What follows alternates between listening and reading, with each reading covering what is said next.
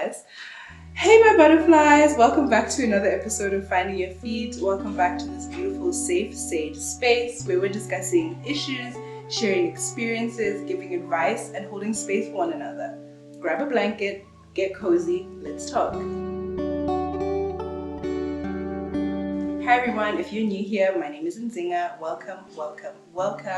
I've got a very exciting topic for you guys today. We're talking all things love, self-love, and a little more. But before we get into it, you know the drill, check-in time.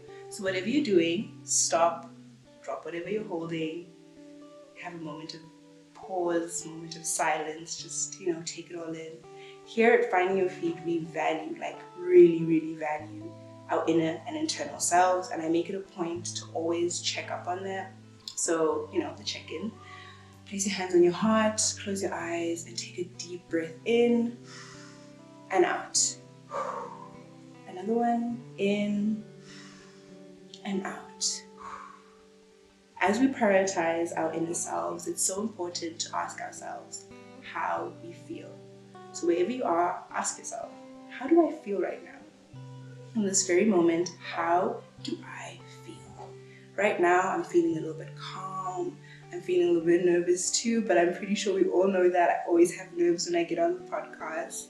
But today I'm feeling good, and I hope you're feeling good too. Even if you're not, it's okay. This is a good time to check back in with yourself and understand where you're feeling internally. Okay? Remember that. Question 2 of the check-in. What is something you did this week that made you proud of yourself? We often are so quick to congratulate and applaud other people and really ourselves. It's a good moment to check in, tap yourself, and give yourself a little pat on the shoulder for doing something that made you proud. Not anybody else, but yourself. What did you do this week that made you proud of yourself?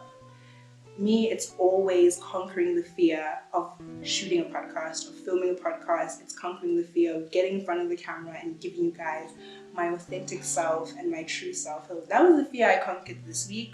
I'm really proud of that because I think as a podcaster or anyone who's aspiring to be a podcaster, getting in front of a camera, getting in front of the mic can be a little nerve-wracking. So my proud moment was this moment right here, and I'm glad I can be sharing it with you guys. Last question of the check-in. What song got you through the week? What is the song of the week? What song kept you going, kept you uplifted, brought you up in moments when you were down? What song just kept you moving?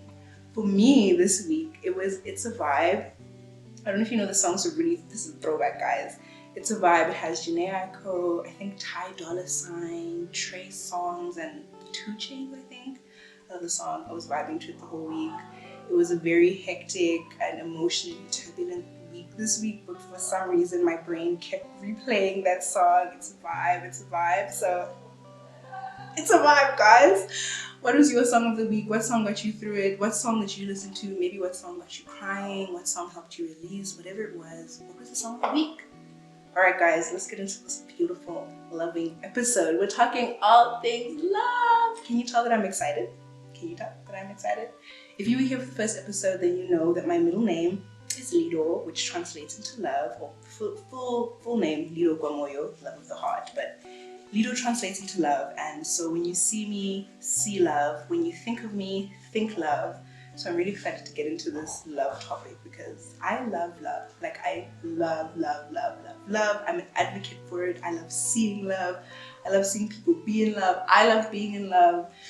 And I just love love. So let's get into it. What is love? What does that look like to you? What does it look like to other people? What is it? Let's get into it, guys.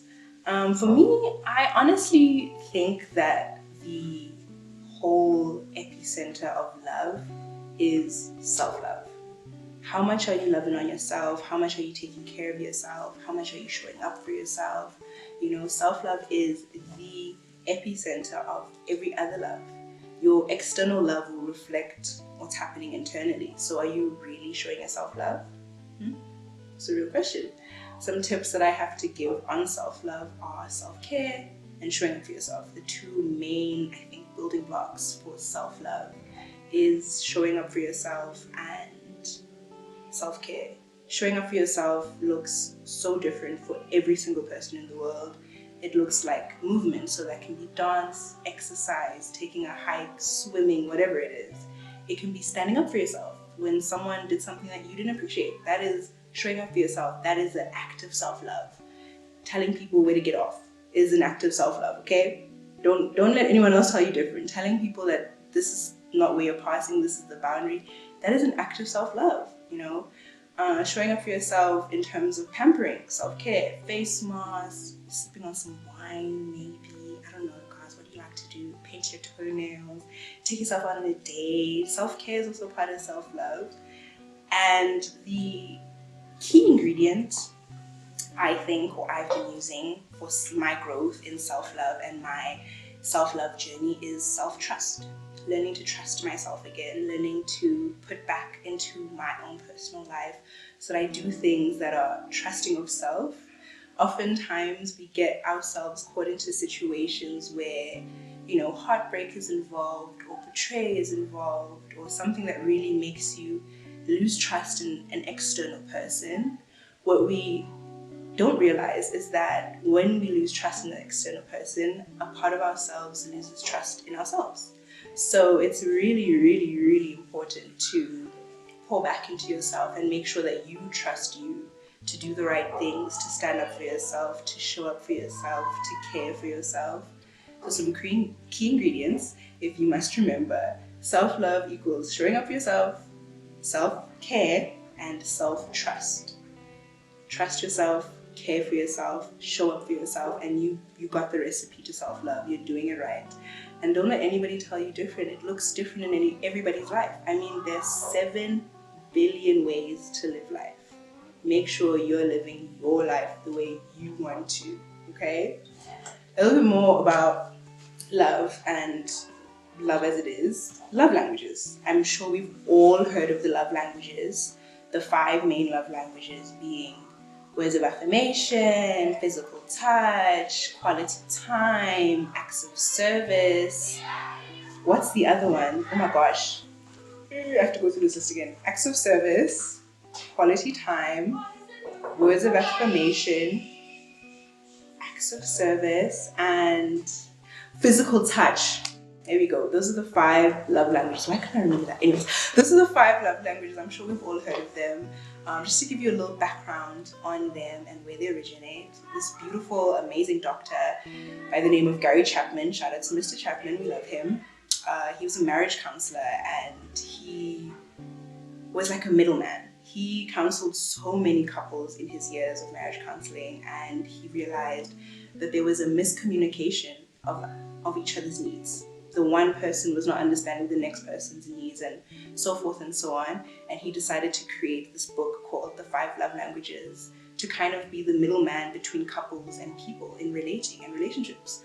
And he gave us almost like this gateway bridge into understanding each other's worlds and lives in terms of speaking love and showing love to the next person. So shout out to him, we love him. For me, I definitely think that words of affirmation are my love language. I love being affirmed. I love getting told, oh gosh, you're amazing, you're doing great. I love it because I'm such an affirming person and I love to affirm people. So I just love getting it back.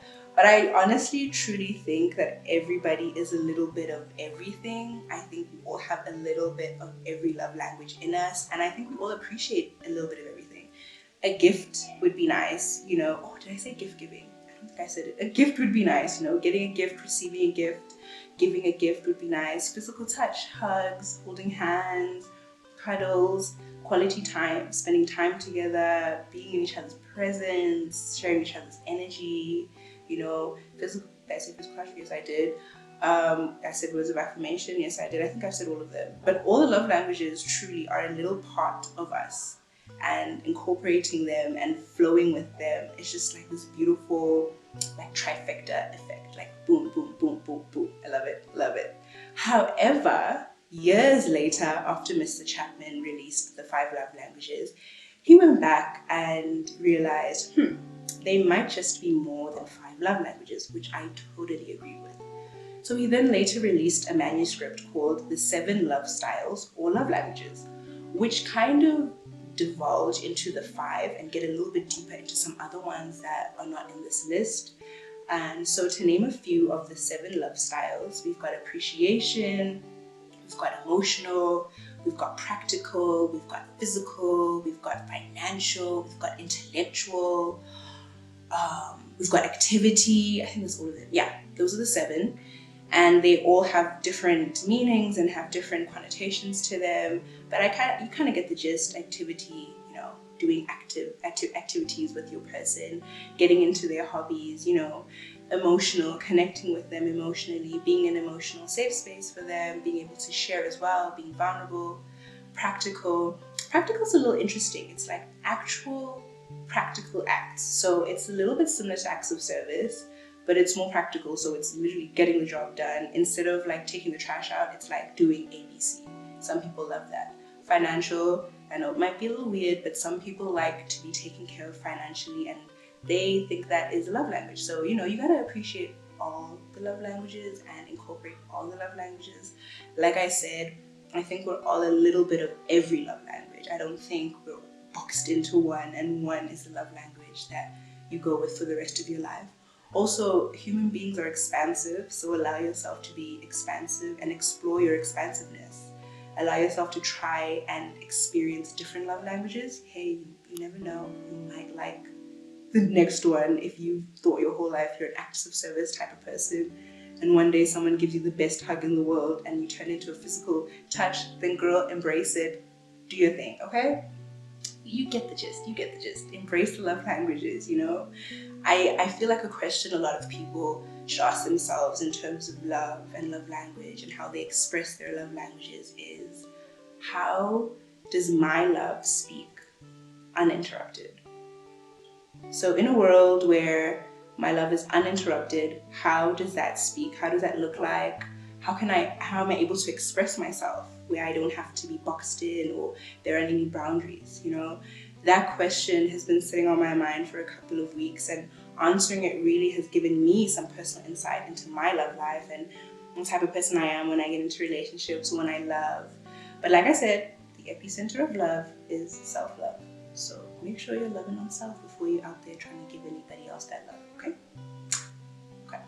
Before we move on to the next section, I just want to say that in addition to all these love languages I've just given, this whole list, there are other unconventional ones that we don't mention, like music, food, dancing, so many, travel. There are so many different love languages. And honestly, anything can be a love language. Anything. It brings us back to the question, how does my love speak uninterrupted? Maybe my love speaks through cooking or through dance. My 2 love languages personally that aren't in the conventional ones are baking and music. I love sharing music with people. It's a form of love. It's a form of me telling you, hey, I care about you. I love baking for people as well. That's a form of me sharing, extending my love to the next person.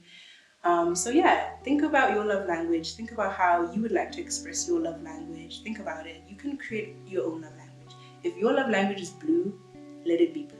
Go and express your love blue throughout the world. Don't let anybody tell you different. Don't let anybody call you crazy. Tell them that Nzinga said I could express my love any type of way. So go do that, okay? Okay, you go do that now. You go do that. But before we wrap this up, I just want to say, guys, it's so important to take time and sit with ourselves and ask ourselves some internal questions when it comes to love. It's also so important to love on ourselves and pull back into ourselves. Like I said here at Finding Your Feet, we really value our internal selves. And on this topic, we are pouring back. So if you have a moment after this episode, ask yourself the question, how does my love speak uninterrupted? And when I ask that question, I first mean, how does my love speak to myself uninterrupted? So how do I love to myself? What are the things I want to do to show love to myself without the boundaries of society and people, And then the question of how I show love and speak love to other people and other people around me.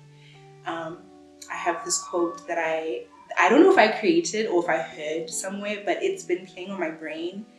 Inside is a reflection of outside, or inside is outside, depending on how you take it. So your internal self and what's going on inside is quite literally going to be the reflection of outside. So everything outside, if you take a minute and and stop and look at everything that's happening to you on the outside world, trust me, chances are it's happening to you on your inside world.